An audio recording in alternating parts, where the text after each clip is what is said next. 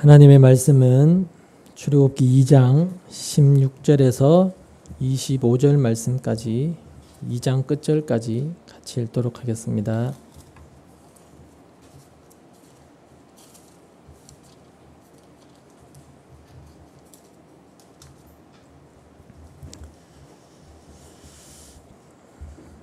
출애굽기 2장 16절에서 25절 말씀까지 같이 봉독합니다. 시작.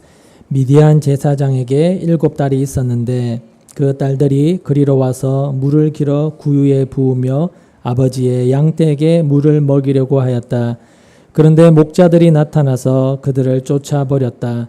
그래서 모세가 일어나서 그 딸들을 도와 양떼에게 물을 먹였다. 그들이 아버지 르우엘에게 돌아갔을 때에 아버지가 그들에게 물었다. 너희가 오늘은 어떻게 이렇게 일찍 돌아왔느냐? 그들이 대답하였다. 어떤 이집트 사람이 목자들의 손에서 우리를 구하여 주고 우리를 도와서 물까지 길어 양떼에게 먹였습니다. 아버지가 딸들에게 말하였다. 그 사람이 어디 있느냐? 그런 사람을 그대로 두고 오다니 어찌 그럴 수가 있느냐? 그를 불러다가 음식을 대접해라. 르우엘은 모세가 기꺼이 자기와 함께 살겠다고 하므로 자기 딸 시보라를 모세와 결혼하게 하였다. 시보라가 아들을 낳으니 모세는 내가 낯선 땅에서 나그네가 되었구나 하면서 아들의 이름을 게르솜이라고 지었다.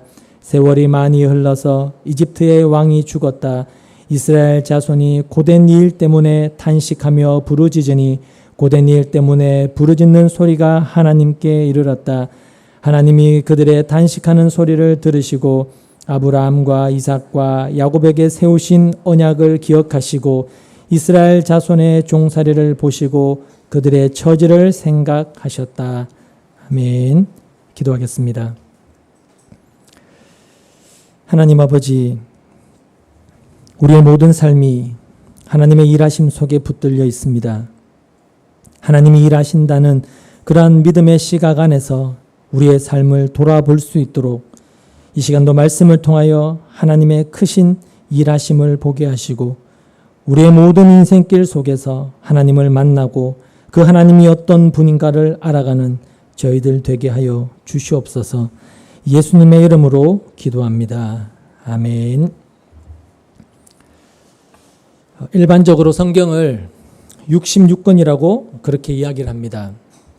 하지만 성경은 사실상 한 권이라는 것을 주지해야 할 필요가 있습니다. 66권을 한 권으로 붙여놓았기 때문에 한 권이라는 뜻이 아니고 66권의 성경의 내용은 오직 하나만을 이야기한다라는 그런 점에서 성경은 한 권이다. 그렇게 이야기를 하는 것입니다. 그래서 성경의 그 주제 자체는 동일합니다. 모든 주제가 같다는 점에서 그 점에서 성경을 한 권이다. 그렇게 이야기한다는 것이죠. 그럼 성경의 주제라고 할 수 있는 그 하나가 무엇이냐? 바로 하나님을 나타내기 위해서 오신 예수 그리스도, 즉 하나님의 구원을 이 땅에, 이 세상에 드러내고 증거하기 위해서 오신 예수 그리스도, 오직 그 예수 그리스도에 대해서 이야기한다는 것입니다. 성경의 주제는 바로 이 하나이기 때문에 그런 점에서 성경을 한 권이라고 그렇게 이야기를 하는 겁니다.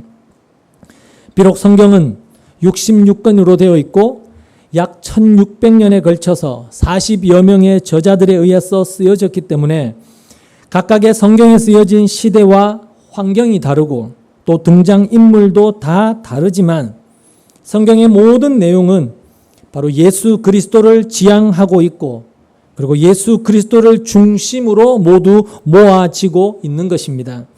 이걸 가리켜 성경의 점진성 혹은 성경의 통일성 이렇게도 이야기하는 것이죠. 그렇기 때문에 우리가 이 성경을 보고 또 이해를 하고 해석을 할 때도 늘 우리에게 요구되는 것은 모든 초점을 그리고 모든 관심을 예수 그리스도께 두어야 한다는 겁니다. 모든 관심이 오직 예수 그리스도에게로 향해 있어야 된다. 그 주님을 중심으로 성경이 해석되어야 바른 해석이다라고 말할 수가 있는 것입니다. 따라서 만약에 성경을 보는 우리의 초점과 관심이 바로 이 예수에게서 벗어나게 되면 어떻게 될까요? 자연히 우리는 성경을 바라보면서 내가 관심을 두고 있는 다른 방향으로 자신의 의도를 따라서 성경을 자의적으로 해석을 하게 될 수밖에 없는 겁니다. 그렇게 되면 결국에는 자신의 욕망을 부추기거나 혹은 자신을 만족하게 하기 위한 그런 종교적 신앙에 빠져버리게 되는 것입니다. 그럼에도 불구하고 안타까운 것은 많은 사람들이 자신이 참된 신앙이 아니고 종교적 신앙에 빠져 있음에도 불구하고 자신이 종교적 신앙에 빠져 있다라는 것을 잘 깨닫지를 못한다는 겁니다. 그것이 인간의 본성입니다. 그래서 인간은 본성적으로 내 스스로 나를 점검하고 나를 반성하고 돌아봄으로써 내가 잘못된 신앙의 길을 가고 있구나, 잘못된 신앙에 빠져 있구나라며 그렇게 자신을 살피고 점검해가는 그런 존재가 되지를 못합니다. 인간은 자신을 볼 수가 없습니다. 그래서 자신이 교회를 다니고 있는 그것으로 그저 나는 예수를 믿고 있다, 그냥 그렇게 스스로 생각을 해버리는 것이죠. 물론 우리의 이런 모습은, 인간의 그런 모습은 지금의 시대에서 발생된 새로운 문제는 아닙니다. 선악과를 따먹고 타락한 이후에 인간 역사 속에서 쉬지 않고 발생했던 문제입니다. 인간이 자신을 보지 못하는 이런 문제는요. 그래서 성경을 보면 이런 종교적 신앙에 빠져 있는 인간의 문제가 늘 등장을 합니다. 그리고 하나님은 하나님의 사람을 보내셔서 이 문제에 대해서 강하게 지적하고 경계하게 하시는 이런 내용들이 성경에 굉장히 많이 나옵니다.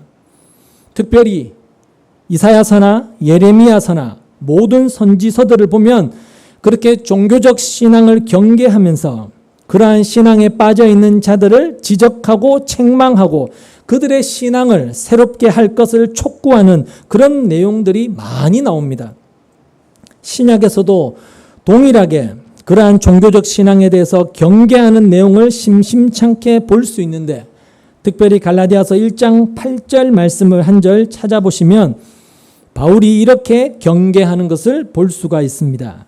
갈라디아서 1장 8절 9절 두 절 말씀을 한번 찾아보시죠.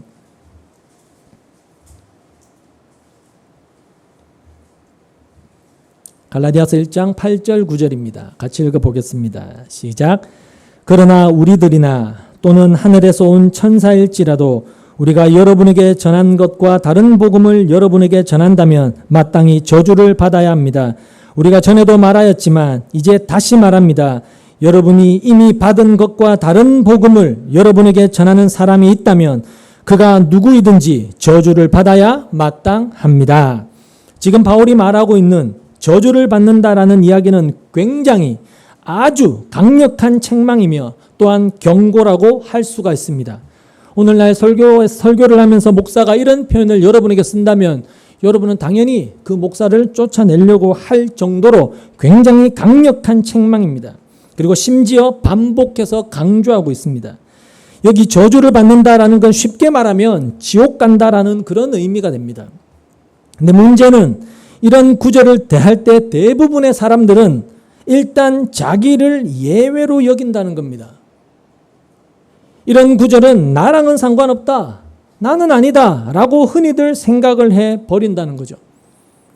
내가 알고 있고 내가 믿고 있는 것은 성경에서 말하는 진짜 복음이고 나는 참된 복음을 알고 있고 믿고 있다, 그렇게 자신에 대해서 생각해버리기 때문에 바울의 이런 경고가 굉장히 심각하고 중요한 경고임에도 불구하고 나를 향한 경고로 좀처럼 받지를 않는다는 겁니다. 이런 경고는 나 아닌 다른 누군가가 들어야 할 경고다, 늘 그렇게 생각해 버리는 거죠. 당시 갈라디아 교회도 다르지 않았다는 겁니다. 거짓 사도가 전하는 다른 복음을 그들이 받아들였습니다. 그럼에도 불구하고 자기들이 다른 복음을 받았다고 생각을 하지를 않는 겁니다. 그러니까 그런 현상이 초대교회에 많이 있었다는 것이죠, 이미. 이렇게 사람의 종교성이라고 하는 것은 시대를 막론하고 동일하게 나타나기 때문에 결국 인간이 있는 곳이라면 어디에서든지 발생하는 그런 문제다라는 것을 우리는 알아야 한다는 것입니다. 또 하나 예를 들어볼까요? 고린도 교회에서 이런 문제가 있었습니다. 고린도후서 11장 4절 말씀을 보면 제가 읽어드리겠습니다. 고린도후서 11장 4절입니다. 어떤 사람이 와서 우리가 전하지 않은 다른 예수를 전해도 여러분은 그러한 사람을 잘도 용납합니다. 여러분은 우리에게서 받지 아니한 다른 영을 잘도 받아들이고 우리에게서 받지 아니한 다른 복음을 잘도 받아들입니다. 여러분, 이런 책망을 지금 바울이 고린도 교회를 향해서 하고 있는 겁니다.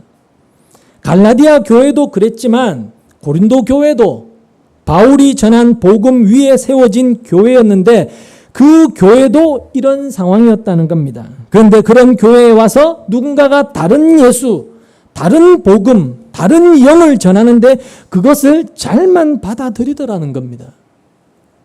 그런 교회를 향해서 바울이 도대체 이게 어떻게 된 일이냐라고 지금 강하게 책망하고 있는 것이죠. 근데 우리가 생각해 볼 때 적어도 이 대사도 바울에게서 복음을 듣고 예수를 듣고 배웠다면 다른 복음, 다른 예수를 받지 않아야 되는데 왜 그들이 다른 복음, 다른 예수를 받아들였느냐라는 겁니다. 왜? 거기에는 이유가 있습니다. 이유가 뭐냐면 고린도 교회가 볼 때 인간적으로 바울이 사도로서 자기들 보기에 마음에 들지가 않는 겁니다. 바울이 자기들의 마음에 들지 않는 인간적인 이유가 뭐였느냐 하면 바울의 말이 시원치가 않는 겁니다. 말이요. 고린도서 10장 7절에 보면 이런 말씀이 나옵니다.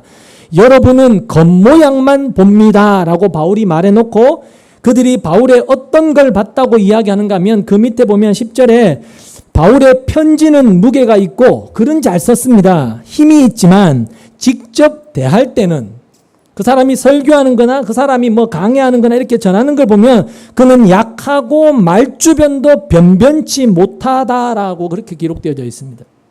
그러니까 바울은 육신적으로 질병을 갖고 있어서 몸이 허약했을 뿐만 아니라 또 말도 좀 어눌했던 것 같습니다. 그래서 설교를 할 때나 말씀을 가르칠 때 뭔가 말하는 게 시원하지가 않는 겁니다. 듣기에. 그러니까 다른 사도들처럼 좀 능수능란하게 뭔가 달변가처럼 말을 잘 하지를 못하는 것 때문에 야 아무리 봐도 저 사람은 뭔가 사도가 아닌 것 같아. 야 저 사람은 정말로 하나님이 세우신 진짜 사도가 아닌 것 같아 라는 그런 생각을 고린도 교회의 성도들이 했다는 겁니다. 그러니 저 사람이 가르치는 것도 좀 부족하지 않겠냐. 저렇게 볼품이 없는데 이렇게 생각을 했던 것이죠. 가령 목사가 설교를 할 때 말도 제대로 못해서 말을 계속 더듬더듬 하면서 그렇게 설교를 하면 여러분이 볼 때도 뭔가 불안불안하지 않겠습니까? 뭔가 목사로서 좀 부족해 보이고 야 저래서 목사 하겠나 라며 목사가 전하는 그런 내용에 대해서도 신뢰성이 확 떨어지지 않겠습니까? 여기 앉아 계신 여러분들만 보더라도 큰 교회 목사가 설교하는 거랑 개척교회 정말로 볼품없는 목사가 설교하는 거랑 내용의 비중조차도 여러분 다르게 듣는 사람들이 많다는 것이죠. 그리고 이렇게 보이는 것으로 판단을 하게 되면 결국 나는 저 목사가 너무 인격적이라서 마음에 든다. 사람이 너무 젠틀하고 재미있고 따뜻해서 좋다. 인간미가 있어서 나는 저 목사가 참 마음에 든다. 딱 내 스타일이다.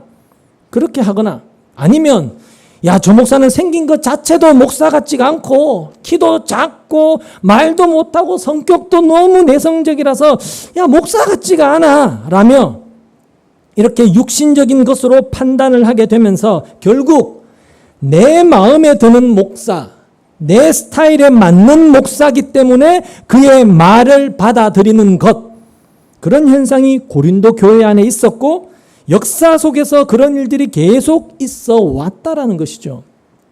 그리고 목사가 그런 것을 잘 아니까 그런 걸 잘 알기 때문에 교회마다 어떻게든 교인들을 자기 편으로 만들기 위해서 이런저런 교인들이 좋아할 만한 인간적이고 육체적인 방법들을 강구하게 되는 것입니다. 근데 문제는 교회 안에 그런 현상들이 나타나고 있다고 하는 것은 무엇을 뜻하느냐 하면 그가 신자든 혹은 목사든 그들 안에 복음이 제대로 자리하고 있지 않다라는 것을 보여주는 증거입니다.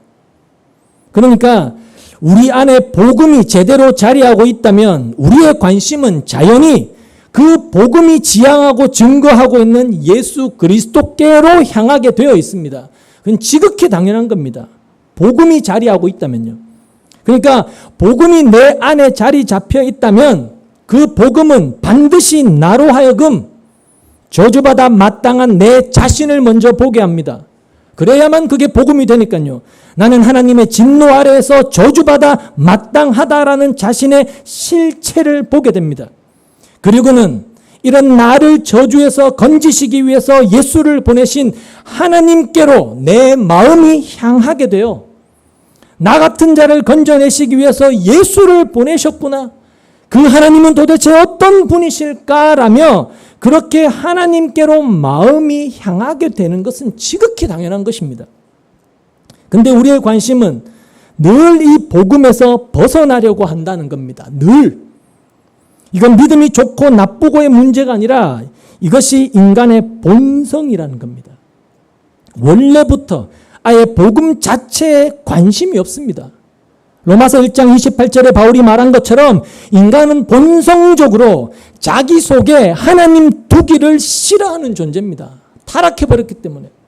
타락한 인간은 하나님을 인정하는 것 자체를 싫어하는 존재가 되어버렸기 때문에 그렇습니다. 인간의 본성 자체가 그렇다는 겁니다. 그렇게 인간은 복음에 대해서 관심을 두지 않도록 그렇게 되어버렸기 때문에 신자가 된 우리라고 할지라도 늘 말씀의 다스림을 받지 않으면 우리의 생각도 우리의 행동도 우리의 말도 복음과 전혀 상관없이 그냥 내 말과 행동과 생각 속에 툭툭툭 그냥 자연스럽게 튀어나올 수밖에 없다는 것이죠. 말씀의 지배를 받지 않으면요. 그러니까 늘 우리 자신이 복음의 다스림을 받을 수 있어야 되는 이유가 바로 거기에 있는 겁니다. 그래서 바울은 그의 서신에서 이렇게 고백을 했던 것이죠. 나는 내 몸을 쳐서 굴복시킵니다. 그것은 내가 남에게 복음을 전하고 나서 도리어 나 스스로 버림을 받는 가련한 신세가 되지 않으려는 것입니다. 구원을 잃어버린다는 뜻이 아니라 바울은 인간 본성이 그런 줄 너무나 잘 알았기 때문에 늘 말씀 앞에 복음 앞에 자신의 몸을 쳐서 복종시키려고 했던 것입니다. 그렇게 하지 않으면 언제든지 자신 안에 하나님과 상관없고 복음과 상관없는 자로 툭툭툭 튀어나와서 얼마든지 살아갈 수 있음을 알았기 때문인 것이죠.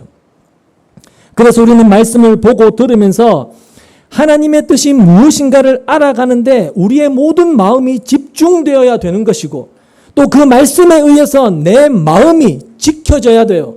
다스림을 받아야 되고 또 참된 복음에 내가 굳건히 세워져 가는 것, 이것이 나에게 있어서 정말 중요한 문제고 내 삶에 있어서 가장 중요한 일로 인식하셔야 됩니다. 먹고 사는 문제보다 훨씬 더 중요한 것이라고 인식하셔야 돼요. 말씀을 통해 내가 굳건히 세워져 가는 그것을 말입니다. 이런 점에서 우리는 지금 이 모세라고 하는 한 사람의 삶을 보고 있는 것이 아닙니다. 모세라는 사람이 이렇게 살았다 저렇게 살았다 참 기구한 운명이다 라는 그 개인의 삶을 우리가 보고 있는 것이 아니고 그 모세라는 사람을 등장시켜서 그 사람의 인생에 간섭하시고 그 사람을 이끌어 가셨던 하나님의 하나님 되심, 그 하나님의 일하심, 그걸 찾아서 보고 배우면서 아, 나와 함께 하시는 그 하나님이 누구신지를 발견하고 알아가는 것, 거기에 우리의 모든 관심이 집중이 되어야 한다는 것이죠. 그것이 우리가 출애굽기를 대하는 우리의 자세가 되어야 된다는 것입니다. 그렇게 하나님이 누구시고 예수님이 누구신가를 저와 여러분이 제대로 알아가게 되면 누군가가 어떤 사람이 와서 다른 복음, 다른 예수, 다른 영을 전한다 할지라도 여러분은 바르게 분별하면서 바른 말씀의 길로 갈 수가 있는 것이죠. 왜? 그 말씀이 생명이고 그 말씀이 내 안에서 나를 이끌어가는 거니까. 그래서 그만큼 중요한 것입니다. 지난 시간에 봤듯이 모세 나이 40이 되었을 때 그의 마음에 자기 민족을 돌아보고자 하는 마음이 생겼죠. 즉 자기 민족을 구원하고자 하는 마음을 갖게 되었고 그래서 모세는 자기 민족 히브리 사람을 때리는 애굽 사람을 죽임으로써 자신의 동족들이 하나님이 모세의 손을 빌어서 그들을 구원하려 하신다라는 것을 좀 알아주기를 기대를 했습니다. 근데 그 일은 자신의 예상과는 전혀 달리 일파만파로 퍼져나가서 그 일이 발각이 되었을 뿐만 아니라 그 소식이 바로에게까지 전해져서 바로가 자신을 죽이려고 하게 되고 결국 모세는 바로의 낯을 피해서 이제 미디안 광야로 도망가게 되는 겁니다. 근데 우리가 알다시피 하나님께서 모세를 보내어 이스라엘을 애굽에서 나오게 하시려고 하시는 것은 하나님의 언약을 이루시려고 하시는 것입니다. 아브라함의 자손 이스라엘을 애굽에서 나오게 하시는 것이 하나님이 맺으셨던 언약인데 그 언약을 이제 모세를 세워서 이루시겠다고 하시는 것이죠. 그런데 하나님이 모세를 애굽으로 보내시는데 모세가 좀 더 젊었을 때, 좀 더 우리말로 팔팔할 때, 더 잘 나갈 때 그때 모세를 들어서 사용하시는 것이 아니고 먼저 모세의 인생을 우리말로 하면 정말로 꼬이게 만든다는 것입니다. 꼬이게. 이것을 어떤 사람들은 많은 사람들이 일종의 훈련이다라고 이야기를 하는데 근데 하나님께서 모세를 훈련시키고 가르치시는 그 방향이 어떤 방향이냐 하면 모세를 이스라엘을 인도할 능력과 자질을 갖춘 사람으로 만들어가기 위한 방향으로 그를 훈련시키는 것이 아니라는 것입니다. 그러니까 우리가 생각하기에 훈련이라고 하면 뭔가 내가 좀 자질이나 능력적인 부분에 부족한 능력 그런 것과 자질들을 더 잘 갖추도록 하기 위한 것이 훈련이라고 생각이 되는데 하나님의 훈련은 정반대라는 겁니다. 오히려 있는 자질과 있는 능력과 힘을 다 빼버리는, 다 잘라서 없애버리는, 다 내려놓게 만드는 쪽으로 간다는 겁니다. 우리가 생각하는 그런 방향과 정반대 방향으로 가게 하시는 것이 하나님의 훈련이라는 것이죠. 그러니까 사람이 생각하는 훈련과 하나님이 생각하는 훈련은 전혀 다르다는 것을 우리가 모세를 통해서 알 수가 있습니다. 대개 사람들은 하나님께서 나를 훈련시키신다라고 하면 하나님이 나를 지금보다는 더 실력 있는 더 나은 사람으로 만들어서 귀한 일에 쓰시려고 하시는가 이렇게 생각하지 않습니까? 이게 보편적인 생각입니다. 근데 모세를 통해서 보여주시는 하나님의 일하심, 하나님의 훈련은 전혀 다른 방향으로 가더라는 것입니다. 우리가 기대하는 그런 방향으로 가지 않더라는 것이죠. 오히려 모세로 하여금 그 모세에게 있는 힘, 그의 열심, 그의 능력이라고 하는 그 모든 것들이 하나님 앞에 아무것도 아님을 알게 하시는 그런 방향으로 그런 걸 아예 다 빼버리는 쪽으로 모세를 훈련시켜 가신다는 것입니다. 모세는 바로의 궁에서 성장을 했습니다. 모세가 미디안 광야로 도망칠 때가 40이니까 40년간 바로의 궁에서 바로의 공주의 아들로 성장을 한 겁니다. 그러니까 바로의 궁에서 그가 받은 교육은 온갖 양질의 최고의 교육을 다 받았지 않겠습니까? 사도행전에 나오는 스데반의 설교를 보면 모세는 이집트 사람의 모든 지혜를 배워서 그 하는 말과 하는 일에 능력이 있었다라고 말씀합니다. 그러니까 왕자로서 당대 최고의 무술도 배웠을 것이고 최고의 학문도 익혀서 문무를 다 갖춘 탁월한 사람이었다는 것입니다. 그럼 그렇게 모세가 바로의 궁에서 뭔가 좀 잘 나갈 때 능력이 있고 탁월했을 때 하나님이 그런 모세로 하여금 가서 이스라엘 백성들을 인도해 내라 이렇게 말했다면 아마 모세는 예 알겠습니다. 제가 그렇게 잘 준비되었으니까 제가 하나님 뜻대로 가겠습니다. 그렇게 자신 있게 흔쾌히 대답했을지도 모릅니다.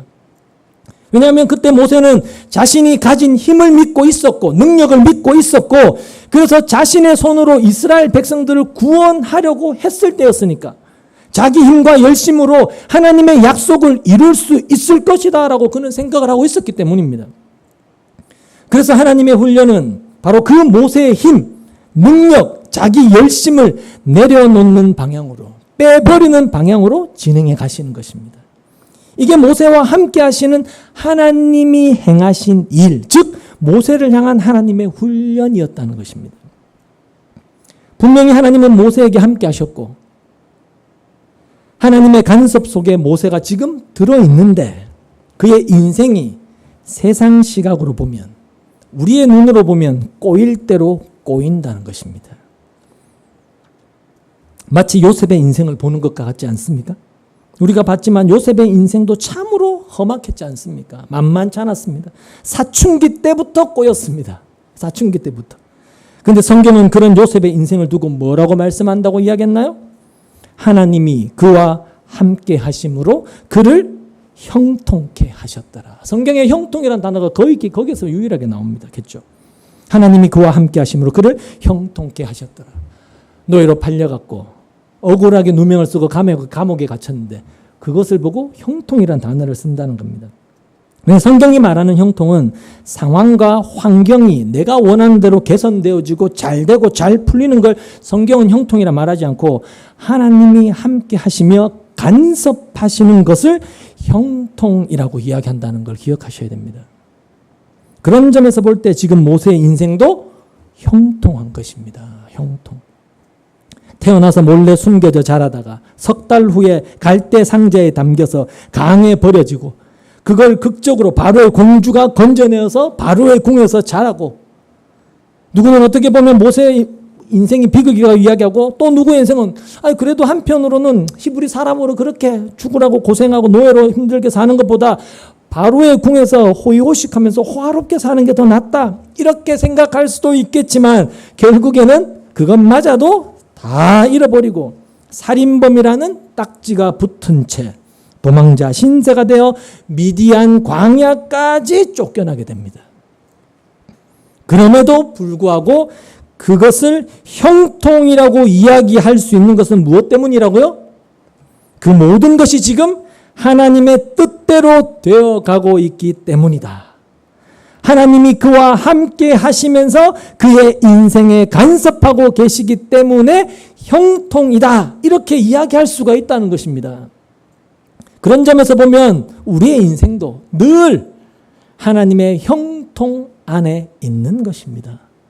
우리가 그걸 믿지 못해서 그렇지 이게 무슨 놈의 형통이냐 늘 그렇게 원망하고 불평해서 그렇지 우리의 인생도 하나님의 형통 안에 있는 겁니다. 우리가 하나님의 자녀된 신자라면 말이죠. 우리의 인생도 하나님의 형통 안에 있는 것입니다. 쉽게 받아들이시지 못하시겠지만 그럼 왜 우리는 우리의 인생을 형통으로 받아들이지 못할까요? 왜 여러분은 여러분의 지금의 삶을 형통이라고 받아들이지 못하십니까? 왜 내 인생이 하나님이 형통하게 하시는 인생이라고 인정하지를 못할까요? 왜냐하면 내가 꿈꾸는 형통과 하나님의 형통이 다르기 때문입니다. 다른 게 이유가 없습니다. 요셉과 모세를 통해서 보듯이 완전히 다릅니다. 그래서 하나님이 우리와 함께 하시면서 일하시고 또 우리를 훈련하시는 것은 네가 꿈꾸는 형통이 진짜 형통이 아니다. 그걸 깨닫게 하시는 겁니다. 그걸 알게 하시는 겁니다. 그러니까 내가 꿈꾸는 형통을 하나님은 다 내려놓게 하시고 대신 그 하나님이 하시는 그 형통, 하나님의 형통, 즉 하나님이 함께 하시고 간섭하시면서 하나님이 인도하시면서 하나님의 일이 이루어지는 것, 그것이 진짜 형통이다. 이걸 받아들이게 만들어내시는 것입니다. 그게 하나님이 자기 백성을 위해서 하시는 일하심입니다. 그 일을 하시는 것이죠. 바로 그러한 하나님의 일하심 속에 우리가 들어있기 때문에 우리의 인생을 일컬어서 형통하다. 그렇게 이야기할 수가 있다는 것입니다. 오늘 본문은 미디안 광야로 도망친 모세에게서 일어난 일에 대한 내용입니다. 모세의 미디안 생활이 기록되어 있는데 오늘 본문을 보시면 미디안 땅으로 도망친 모세가 하루는 우물 곁에 앉아 있습니다. 그때 미디안 제사장 이드로의 7딸이 양떼에 물을 먹이러 우물가로 나오는 것을 보게 되죠. 그런데 다른 목자들이 와서 미디안 제사장의 딸들을 우물에서 쫓아내버립니다. 7딸이 먼저 왔는데 나중에 목자들이 남자들이니까 힘으로 그 딸들을 쫓아내고 자기 양떼에게 물을 먹이려고 하는 겁니다. 그걸 지켜보고 있던 모세가 일어나서 7 딸들을 도와서 양떼에게 물을 먹이도록 해주게 되죠. 목자들이 양떼에게 물을 먹이러 왔다라는 것은 분명히 우리가 짐작해 보건대 한두 사람이 온 것은 아닐 겁니다. 목자들이니까. 그런데도 그런 목자들을 모세가 물리쳤다라고 하는 것은 모세가 그때는 그만큼 강했다는 것이죠. 힘이 있었다는 것입니다. 그리고 또 성격상 불의를 보면 참지를 못하는, 잘난 척하는 성격은 아니었을 겁니다. 성격상 불의를 보며 참지를 못하는 그런 성격이었다는 것도 우리가 충분히 짐작할 수가 있습니다. 이런 것으로 볼 때 모세는 의협심이 강해서 불의를 보면 참지 못했고 또 장정 몇 명쯤은 한 방에 때려 눕힐 수 있는 그런 힘도 충분히 있었습니다. 그러니까 세상적 조건으로 보면 지금 모세는 지도자가 되기에 충분하고 적합한 조건을 가지고 있었다. 그렇게 이야기할 수가 있죠. 근데 하나님은 모세가 가진 그 세상적 조건이 쓸모없는 길로, 버려지는 길로 모세를 지금 데리고 가신다는 것입니다. 그리고 뒤에 보면 이 일 후에 제사장 딸들이 집으로 가서 우물에서 있었던 일들을 아버지께 이야기를 하죠. 그러자 딸들의 아버지 르웰이 모세를 청해서 음식을 대접하라고 이야기를 하고, 그리고 모세가 그 집에서 함께 살기를 원해서 제사장 르웰은 자신의 딸 십보라를 모세에게 주어서 결혼을 하게 되고 아들까지 낳게 되는 겁니다. 그렇게 해서 모세는 40년 동안 미디안 광야에서 생활을 시작하게 되는 것이죠. 바로의 궁에서 공주의 아들로 호화로운 생활을 40년간 실컷 누리다가 이제 미디안 광야로 도망가서 40년을 살게 되는 겁니다. 여러분 생각해 보십시오. 환경적으로나 신분적으로나 심적으로나 모든 부분에서 전혀 다른 삶을 살게 되는 것이죠. 모세가 이렇게 달라진 자기의 지금 환경, 처지, 상황, 그 삶을 쉽게 받아들이고 만족했겠습니까? 아니었을 겁니다. 입이 막 당나발처럼 튀어나와서 살았을 겁니다. 바로의 궁에서의 생활과 지금 미디안 광야의 생활은 우리가 말할 때 하늘과 땅 차이라고 할 수 있지 않겠습니까? 40년을 호화로운 생활에 익숙해져 있던 모세가 하루아침에 모든 걸 잃어버렸는데 얼마나 자신의 신세가 한탄스러웠겠습니까? 그게 어디서 드러나느냐 하면 자기 아들의 이름을 뭐라 지어요? 게르솜이라고 짓는 것에서 드러납니다. 본문 22절을 보시면 십보라가 아들을 낳으니 모세는 내가 낯선 땅에서 나그네가 되었구나 하면서 아들의 이름을 게르솜이라고 짓습니다. 게르솜이라는 말은 나그네가 되다라는 뜻이거든요. 나그네가 되다. 근데 모세가 나그네가 되다라는 그 말 앞에 어떤 말을 덧붙이고 있느냐 하면 내가 낯선 땅에서 나그네가 되었다라고 세번역에는 그렇게 되어 있지만 개역 성경에는 타국에서 나그네가 되었다 이렇게 되어 있습니다. 타국에서. 그러니까 모세는 미디안 땅을 타국으로 지금 여기고 있다라는 뜻입니다. 미디안을 타국으로 이야기하는 것은 애굽을 자기 나라로 생각했다는 뜻입니다. 그렇죠? 애굽을. 그걸 보면 모세의 사고방식이 이미 애굽화 되었다 그렇게 볼 수가 있다는 것이죠. 모세는 비록 자신을 히브리 사람으로 그렇게 생각했었지만 애굽을 타국으로 보지 않고 자기 나라로 생각을 했다는 것입니다. 여러분 중국에 많은 조선족이 살고 있지만 조선족들은 자신들을 중국인이라고 생각하지 않습니다. 근데 국적이 중국이고 또 중국인을 자기 나라로 생각을 합니다. 왜? 태어나면서부터 거기서 살았으니까. 당시 애굽에 살던 히브리 사람들도 그런 생각이었다는 것이죠. 400년 가까이 살아왔으니까 애굽 사람은 아니지만 자기들은 히브리 사람이지만 애굽을 자기들의 나라로 그렇게 생각하지 않았겠느냐라는 것이죠.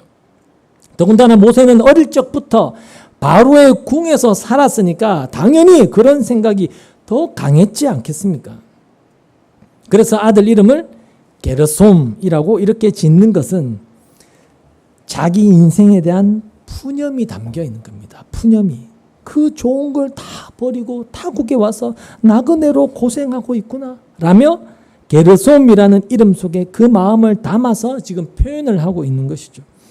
전혀 생각지도 않은 이 인생살이 거기에 대한 불만이 있다고도 우리는 충분히 볼 수가 있다는 것이죠.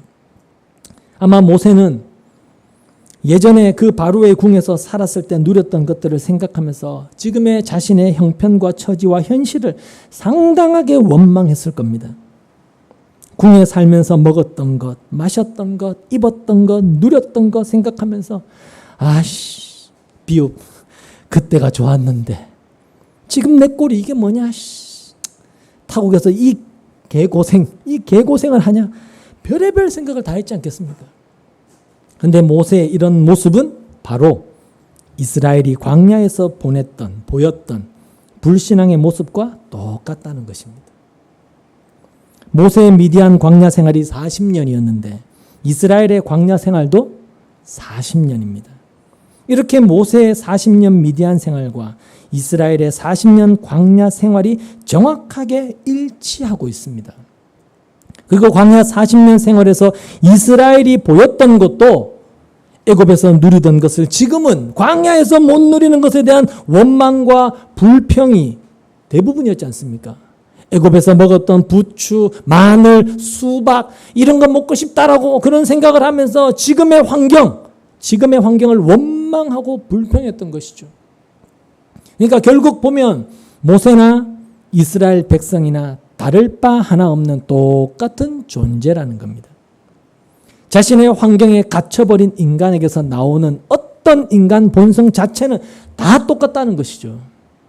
무슨 뜻이냐면 하나님이 나중에 모세를 애굽에 보내서 이스라엘을 인도해 내라라고 명령하시지만 결코 모세가 남다른 뛰어난 인물이었기 때문에 그 일을 맡긴 것이 아니라는 것입니다. 이스라엘 백성과 똑같다는 겁니다. 그래서 모세는 나중에 이스라엘 백성들의 원망과 불평과 불순종을 보면서 누구를 떠올렸을까요? 자기를 떠올리는 거예요. 자기를. 이 사람들을 보면서 자기를 보게 되는 것입니다. 모세나 이스라엘 백성이나 하나 다를 것 없는 똑같은 존재라는 것을 성경은 지금 보여주고 있는 것입니다. 모세가 애굽 사람을 죽이고 이튿날 두 히브리 사람이 싸우는 걸 보면서 잘못한 사람에게 야, 너 왜 그러냐? 왜 동포끼리 싸우고 때리고 하느냐? 라고 책망했지 않습니까? 아마 모세가 그 말을 할 때는 자기가 어떤 시시비비를 가릴 만한 어떤 능력이나 역할이나 어떤 위치에 있다, 신분이 있다라고 그렇게 생각을 했을 겁니다. 자신은 뭔가 히브리 사람들과는 다른 위치에 있다라고 여겼을 것이라는 거죠. 왜냐하면 당시 모세의 위치는 공주의 아들입니다. 공주의 아들로서 모든 히브리 사람 위에 있었기 때문입니다. 혈통은 히브리인이라고 할지라도 어쨌든 모세는 환경적으로나 신분적으로나 능력면에 있어서나 그들과는 비교할 수 없는 그런 높은 위치에 있었습니다. 그것 때문에 자신에 대해서 뭔가 다르게 모세는 여겼을 것이고, 그래서 가서 왜 그러냐라며 다른 사람을 나무라고 판단할 수 있는 그런 자격이 자기에게 있는 것처럼 그렇게 생각을 했던 것이죠. 근데 그 모든 걸 다 잃어버리면서 자신도 다른 히브리 사람과 똑같다는 것, 그들과 전혀 다르지 않다라는 것, 이것을 배우고 깨달아가는 그런 방향으로 지금 모세의 삶이 흘러가고 있는 것이죠. 그렇게 훈련시키고 있는 겁니다. 하나님이 이끌어가시는 성도의 삶은 바로 그런 방향으로 흘러가는 것이다라는 걸 우리에게 보여주고 있는 거예요.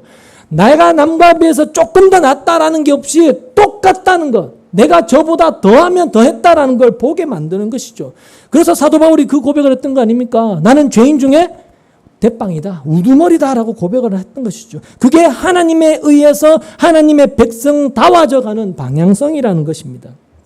그리고 이것이 바로 하나님의 일의 도구로 사용되어지는 신자가 배워야 될 중요한 내용이라는 것입니다. 따라서 하나님이 일을 한다라고 할 때 사람이 하는 것은 없습니다.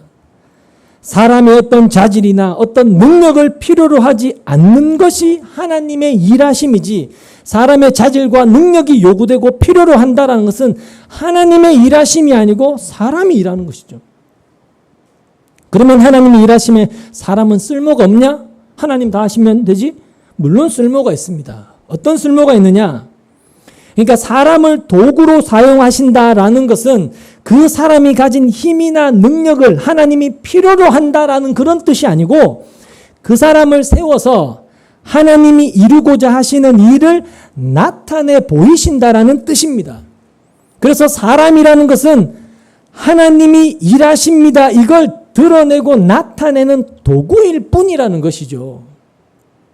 하지만 인간의 본성은 자신의 힘과 자신의 능력으로 일한다고 늘 그런 방향으로 자꾸 생각을 하기 때문에 그 생각을 하나님이 버리도록 그것이 아니구나 이걸 알게 하기 위해서 하나님은 모세가 걸었던 그 길로 자기가 내어놓을 수 있는 힘, 능력, 자격, 신분, 위치 이런 걸 다 버리는 길로 그게 쓸모없음을 깨닫는 길로 신자의 인생을 이끌어 가신다는 것입니다. 그래서 내가 일한 게 아니었구나. 내 열심, 내 실력으로 된 게 아니구나. 이걸 알게 된 사람에게서 하나같이 나오는 고백이 뭡니까? 뭘까요? 주님, 저는 쓸모없는 사람입니다. 무익한 종입니다. 이런 고백이 나오게 되는 것이죠. 하나님, 저는 하벨입니다. 아무것도 아닙니다. 저는 티끌입니다. 저는 없는 자입니다. 이런 고백이 나오는 것입니다. 그 사람이 바로 하나님의 일하심을 본 사람, 하나님의 사람이라는 것입니다. 여러분 사도행전 3장에 보면 베드로와 요한이 성전에 기도하러 올라가는 중에 나면서부터 못 걷는 사람을 고치는 사건이 나옵니다. 그러자 자연히 그걸 지켜보던 사람들이 놀라서 베드로와 요한에게로 다 몰려들죠. 그때 베드로가 했던 말이 뭐냐면 어찌하여 여러분은 우리가 우리의 능력이나 경건으로 이 사람을 걷게 하거나 한 것처럼 우리를 바라봅니까? 이렇게 이야기해요. 그러면서 했던 말이 예수로 말미암아 그 믿음이 이 사람을 낫게 했다라고 이야기합니다. 그러니까 자기들이 낫게 한 것이 아니고 예수로부터 나온 그 믿음이 이 사람을 낫게 했다라는 것이죠. 그 말은 베드로와 요한이 한 일은 아무것도 없다라는 뜻입니다. 자신들은 단지 예수님으로부터 받은 어떤 것을 그대로 전해준 것밖에 없다라는 그런 의미가 되는 거예요. 또한 사도행전 14장에 보면 발을 쓰지 못하는 사람, 안진뱅이를 고치는 장면이 나오는데 그때도 동일하게 그걸 본 사람들이 바울과 바나바를 주목하면서 바울과 바나바를 마치 신처럼 대접하려고 높이려고 하자 그 사람들에게 바울과 바나바가 했던 이야기가 뭐냐? 똑같은 이야기입니다. 우리도 여러분과 똑같은 성정을 가진 사람입니다. 이렇게 이야기하면서 자기들이 지금 복음을 전하는 이유는 사람을 바라보는 이런 헛된 일을 다 버리고 하늘과 땅과 바다와 그 안에 있는 모든 것을 만드신 살아계신 하나님께로 돌아오게 하려는 것이다. 이렇게 이야기합니다. 사람을 집중하며 보지 않고 하나님을 집중하게 하기 위해서 자기들이 있다라고 이야기를 하는 거예요. 그러니까 사람의 능력을 바라보고 사람을 의지하고 사람을 주목하는 이 모든 것이 헛된 일이다. 이것을 알게 하기 위해서 자신들이 하나님께로 보냄을 받았다. 이게 사도 바울의 이야기입니다. 그러니까 사람은 아무것도 아니고 하나님이 다 하신다라는 걸 증거하는 게 복음이라는 거예요. 쉽게 말하면. 그리고 이것이 바로 천지 만물을 지으시고 다스리시는 살아계신 하나님이 일하신다라는 것을 믿는 믿음을 가진 증거라는 것이죠. 하나님이 일하시고 하나님이 이루시는데 감히 나의 힘과 능력을 내세울 수 없다라는 것을 아는 것입니다. 그래서 하나님의 일은 뭔가 특별한 사람이라야 특별한 재능, 특별한 실력, 특별한 스펙을 잘 갖추고 있어야 할 수 있다. 이런 생각 자체를 버려야 되는 거예요. 왜? 쓰임받을 특별한 사람이라고 하는 건 세상에 없기 때문입니다. 만약에 모세가 바로의 궁에 있을 때 말씀드린 대로 왕자로서 잘 나갈 때 부름을 받았다면 하나님의 일은 모세와 같이 뭔가 잘 준비되고 특별한 사람이라야 할 수 있다.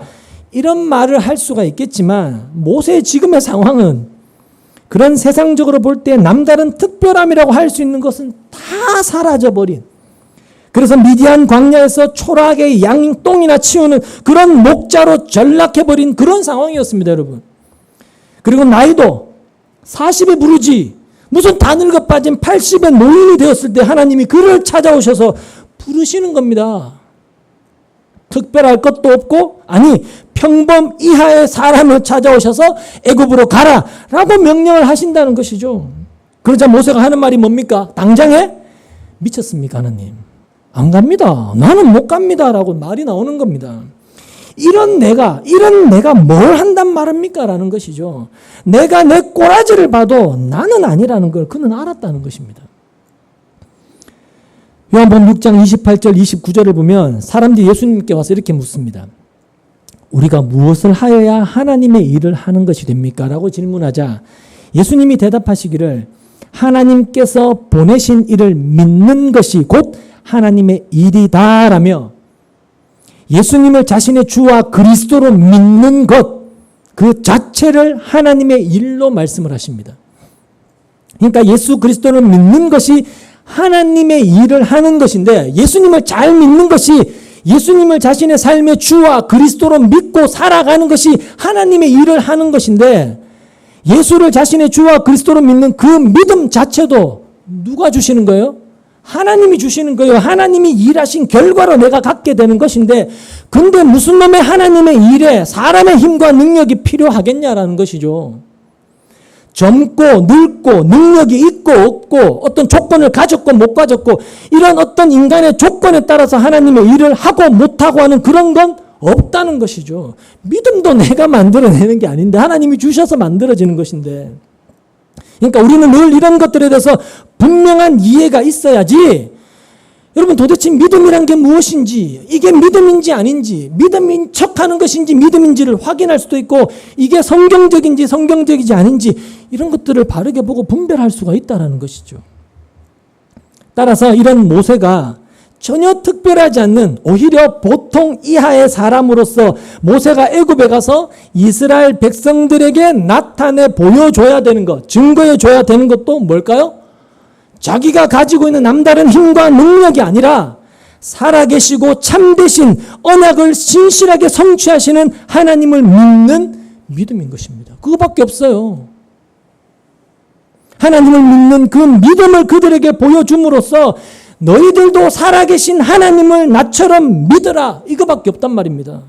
그게 모세를 보낸 유일한 이유였습니다. 모세를 보내서 하나님이 일을 하시는 거예요. 그 믿음을 통해서 하나님의 함께하심을 믿는 그 믿음을 그들에게 보여줌으로써 이스라엘도 보냄을 받은 모세가 가진 그 동일한 믿음 안으로 들어오도록 동일한 믿음을 갖게 하시는 것 그것이 바로 하나님의 일이라는 것입니다.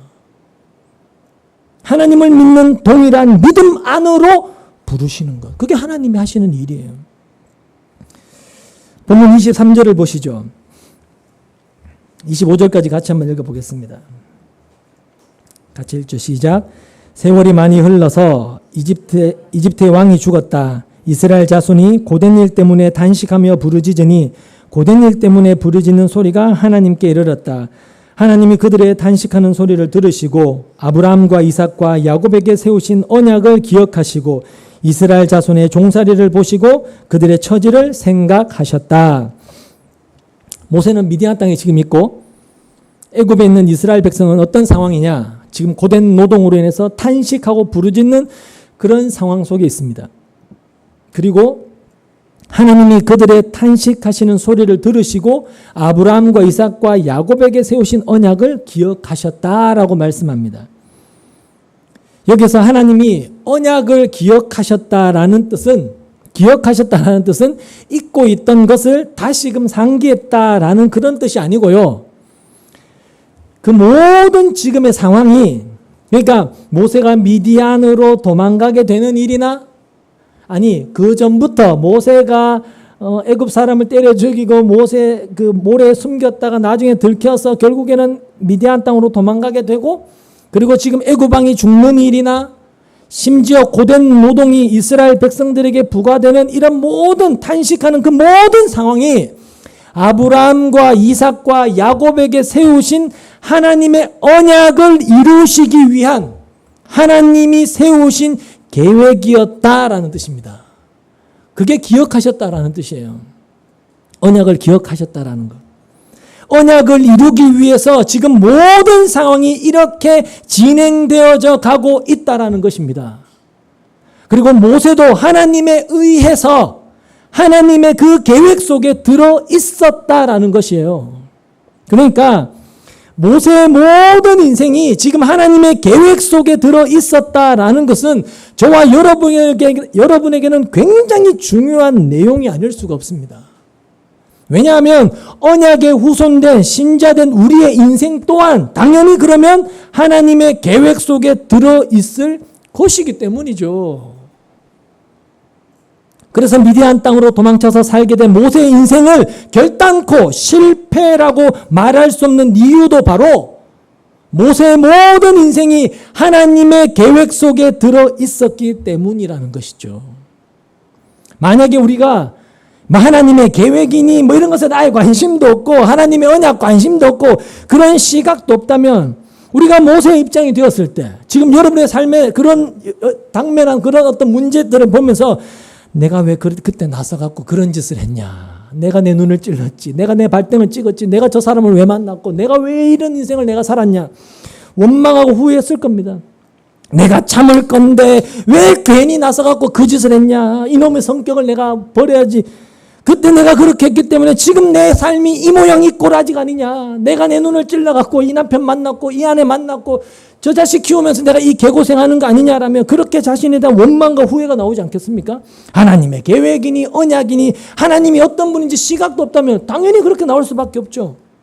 근데 자신의 인생이 하나님의 계획 속에 들어있다라는 그런 시각을 갖게 된다면, 즉 하나님의 언약을 믿는 신자라면 그때 내가 그렇게 한 일이 세상의 눈으로 볼 때는 혹은 내 눈에 보기에는 실패인 것 같고 망하는 것인데 그 모든 것까지 심지어 내가 후회할 수밖에 없는 그 모든 상황까지도 하나님의 계획 속에서 나를 사용하기 위해서 행하신 하나님의 일하심이었다라는 것으로 그렇게 보게 되어진다는 것이죠.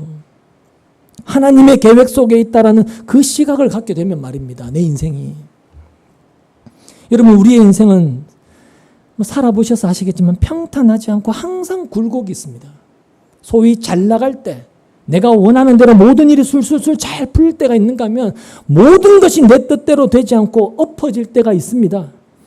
우리의 인생은 이러한 일들의 늘 연속이라고 할 수밖에 없죠. 그런데 우리가 신자로서 성경을 통해서 확실하게 알게 되고 또 반드시 아셔야 될 것은 잘 나갈 때도 엎어질 때도 하나님의 계획 속에 내가 들어있다. 그건 결단코 변함이 없다라는 것입니다. 잘 나가도 엎어지는 것도. 그러니까 지금 여러분의 어떤 일이 엎어지고 안 된다 할지라도 분명한 사실은 하나님의 계획 속에 들어있다라는 것입니다. 하나님의 계획 속에. 그걸 받아들여져야 된다는 것. 그게 여러분에게 아멘으로 받아들여져야 된다는 겁니다. 근데 우리는 늘 내가 하나님의 계획 속에 있고 내가 하나님께 붙들려 있고 내가 하나님의 자녀라면 하나님 정말로 세상 사람보다는 좀 더 잘 돼야죠. 하나님이 정말로 내 편을 들어주고 있다는 게 세상 사람들이 보게끔 해 주셔야지. 늘 그런 생각에 붙들려 있기 때문에 뭔가 좀 자기 생각대로 자기 뜻대로 안 될 때는 하나님의 계획이고 언약이고 나발이고 뭐고 다 거기는 아예 관심도 없고 그저 자기 계획, 자기 뜻, 자기 생각대로 제발 좀 잘 되게 해달라고 그렇게 기도할 수밖에 없는 것이죠. 그래서 우리가 모세의 삶을 통해서 우리의 인생에 대한 시각을 어떻게 봐야 되는지를 제대로 보게 된다면, 여러분이 갖게 된다면 우리의 삶을 그런 하나님의 계획 안에 있는 시각으로 내 삶을 보게 되는 것이고, 그래서 잘 되든 못 되든 내 뜻대로 되든 안 되든 나는 하나님의 형통하게 하시는 그런 인생을 살아가고 있다라는 그 확신 속에서 감사와 찬송으로 살아갈 수가 있는 것입니다. 저 사람 미쳤지. 저 상황에서도 감사하고 찬송이 나와? 이런 소리를 들을 수 있단 말입니다. 하나님의 약속과 계획을 안다면요. 그것이 바로 이 말씀 안에서 세상과 자신의 인생을 보는 하나님의 백성들만이 받은 특권이고 축복인 것입니다. 그리고 그들이 부르는 찬송이 384장 나의 갈 길 다 가도록 예수 인도하시니 무슨 일을 만나든지 만사 형통이다. 어떤 상황과 현실도 설령 내가 원치 않는 그러한 상황도 나를 향한 하나님의 선하신 뜻과 계획이 있고 그 뜻을 이루기 위해 나와 함께 하시면서 일하고 계시니 나는 복받은 사람이다. 나는 형통한 인생이다. 이렇게 고백할 수 있는 것이죠. 무늬만이 아니라. 그래서 이러한 시각을 갖게 된 사람은 내가 능력이 있어야 되고 남다른 힘을 가진 사람이 되어야 되고 남들보다 조금 나은 뭔가 있어야지 하나님을 위해서 큰 일도 하고 하나님께 영광을 돌릴 수 있다. 이런 생각은 하지 않게 되는 것이고 또 그것이 하나님이 나를 부르신 이유도 아니라는 것을 분명히 하게 되는 것이죠. 성경은 그런 이야기를 하고 있는 것이 아니라는 것입니다. 여러분, 사탄이란 놈은 항상 우리 안에 자리하고 있는 본성적 사고를 따라서 살라고 끊임없이 우리를 흔들어 제낍니다. 즉 하나님이 아닌 자신이 신이 되어 자기가 주인이 되어 자기가 믿고 자기가 의지하고 자신의 힘을 따라서 살라고 우리를 끊임없이 흔들어 제껴요. 그게 우리의 본성이거든요. 본성을 따라 살라고 해요, 자꾸. 그러한 사탄의 그러한 맹렬한 공격 속에서 우리를 말씀에 굳건히 세우시고 하나님의 일하심을 믿게 하시고 하나님께로 돌아오게 하시는 것, 그것이 바로 하나님이 성도를 향한 일하심인 것입니다. 말씀 위에 세우시고 믿음 위에 세우셔서 하나님의 일하심을 나타내고 증거하게 하시는 것, 그 일에 내가 부름을 받았다, 그 믿음으로 살아가도록 우리를 그렇게 만들어내시는 것입니다.